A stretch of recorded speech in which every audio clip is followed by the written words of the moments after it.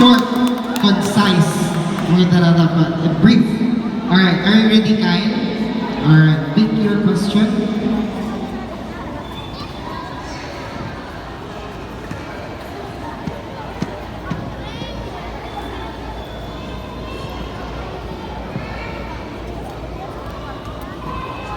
Okay, Kyle, your question is, what is the most important advice you've learned from your parents? How it is significant to you? Again, what is the most important advice you've learned from your parents? How it is important to you?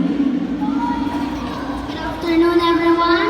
I believe the best advice from my parents is about being kind and always learning. They taught me that a kind heart makes a big difference in how we connect with others in the world at the same time. They encourage me to keep learning every day, reminding me that knowledge is a journey that never ends.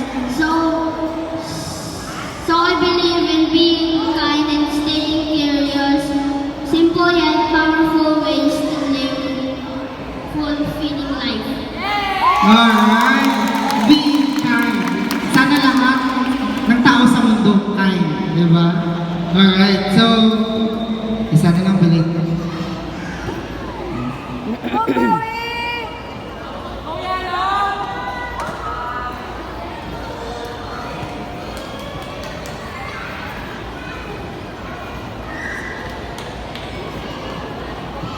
Okay, candidate number 3. Your question is, who is your inspiration in joining Mr. and Miss Madisonian 2024? Again,